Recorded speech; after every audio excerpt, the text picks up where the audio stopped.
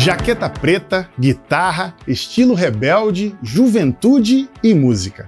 O rock é aquele velho conhecido que atravessa décadas como quem muda de roupa, mas nunca perde a atitude. Nasce no calor dos subúrbios americanos, bebe do blues, do country, do R&B, ganha gingado com o folk e o jazz, testa limites com a música clássica e, de repente, vira um idioma global.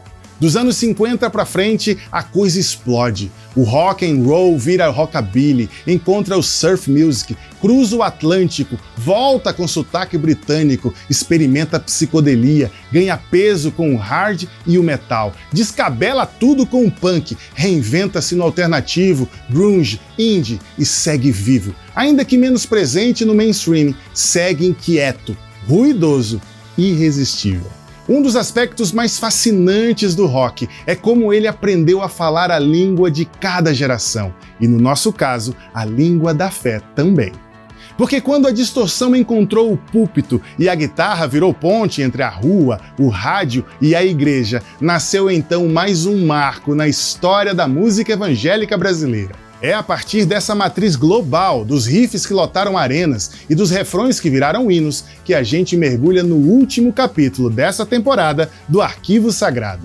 Hoje vamos percorrer a história do rock evangélico brasileiro, dos pioneiros incompreendidos aos álbuns inesquecíveis, das letras urbanas às confissões de fé. Este episódio será uma viagem entre o púlpito e o palco, um capítulo feito de riffs, coragem, fé e muita criatividade. O céu se abriu e a terra se curvou, das águas levantou o Filho de Deus. Não dá para afirmar com certeza quem foram os primeiros a produzirem rock evangélico no Brasil. Mas existem alguns nomes indiscutíveis e vai ser por meio deles que iremos reconstruir essa jornada musical. E para começar essa história, um grito de liberdade. Em 1972, antes de todo mundo, os Jovens da Verdade lançam o álbum Drogas Matam, com uma capa marcante, órgão nervoso, bateria vibrante e um apelo final de 2 minutos e meio. Em pleno início da década de 70, quando muita gente ainda chamava o rock de música do diabo, o JV sobe no caixote e diz: Jesus é liberdade. Quando Jesus estava lá na cruz, padecendo o suplício dos meus e dos seus pecados, ofereceram-lhe vinagre misturado com fel, para que, assim num tipo de droga, ele pudesse ficar meio passado de tal forma que não sentisse tantos os momentos difíceis da cruz. Mas diz-nos o texto que ele não quis beber, preferiu antes suportar tudo a deixar-se vencer pela covardia de fugir. Por isso ele pôde dizer: no mundo tereis aflições, mas tende bom ânimo, eu venci o mundo. Na mesma década, São Paulo vê nascer a Êxodos, uma das primeiras bandas declaradamente de rock cristão. Entre ensaios na Batista da Vila Bonilha, guitarras afiadas e dezenas de canções próprias, viviam a constante luta por espaços que aceitassem o seu som. Após alguns embates, inclusive com a vizinhança da igreja, e sem conseguir seguir em frente, o grupo decidiu encerrar as atividades em 1977. Mas mesmo sem terem gravado nada na época, uma de suas canções, Galhos Secos, ganhou o Brasil e se tornou um clássico em nosso cancioneiro. Quem nunca ouviu ou cantou Nos Galhos Secos de uma Árvore Qualquer? Pois é, sua história pode ter sido curta, mas seu legado vive até hoje.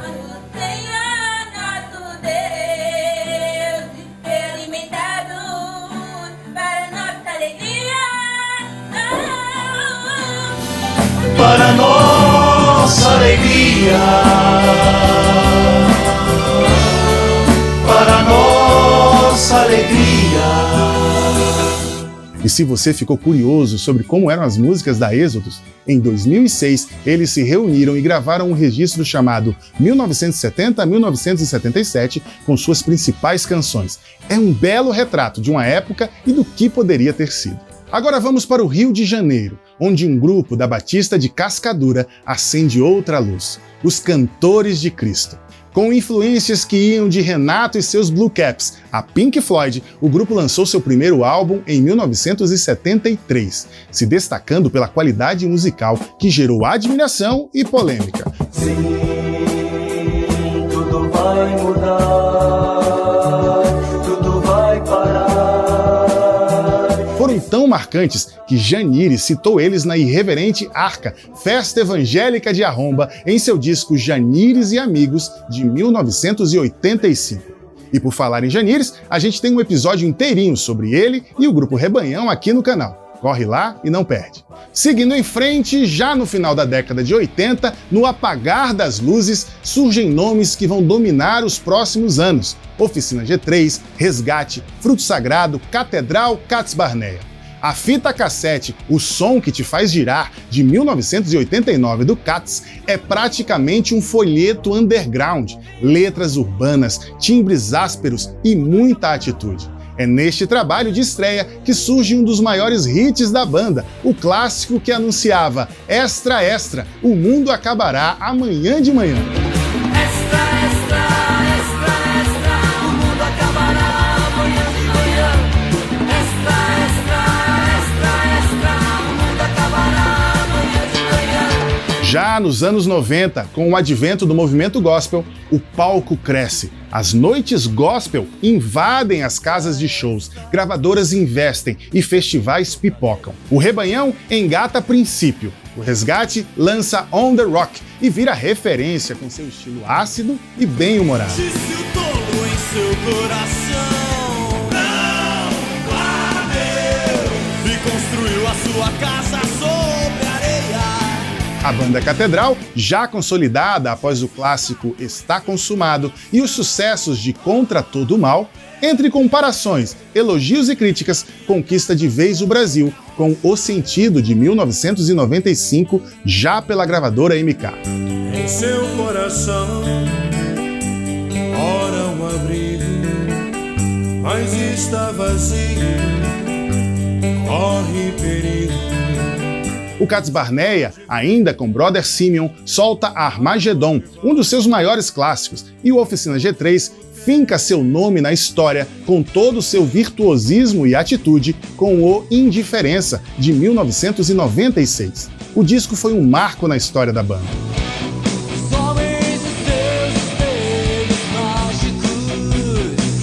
Alguns anos depois, com a saída da Catedral da MK em 1999, o Oficina entra no Cash em 2000, assumindo o bastão de banda de rock da gravadora e experimenta um crescimento vertiginoso no cenário.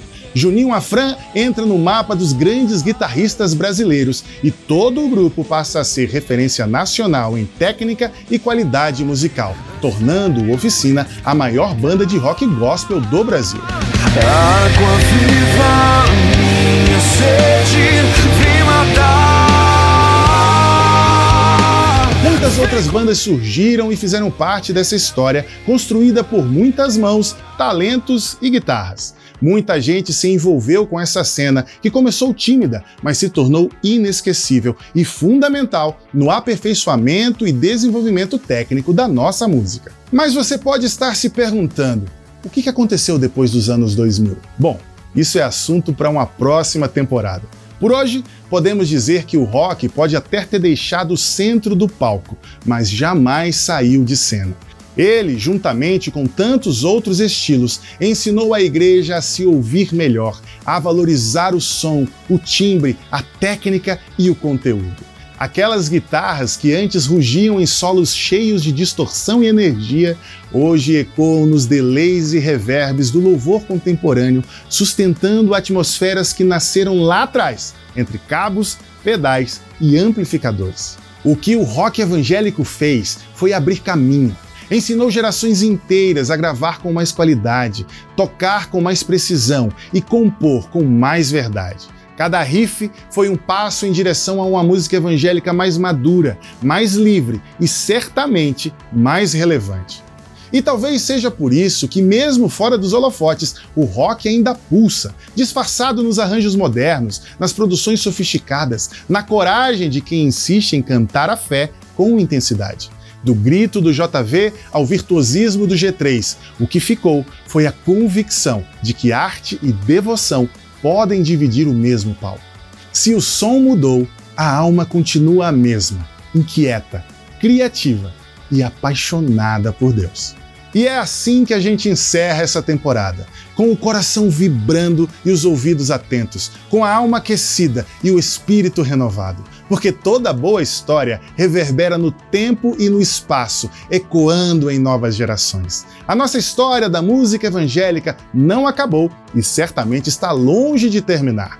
Mas esse eco ainda persiste e é um convite para o que ainda virá.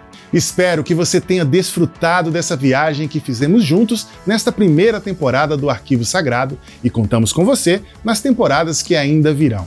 Não se esqueça de se inscrever aqui no canal para não perder nenhuma das novidades. Deus te abençoe e até a próxima. Uma hora a gente tem que parar, pelo amor de Deus. Mas eu acho que a temporada 2 precisa ser as de entrevista. Lá na frente a gente fazia as de documentário de novo. É Arquivo Sagrado Talk. Boa, gostei do nome. Registra.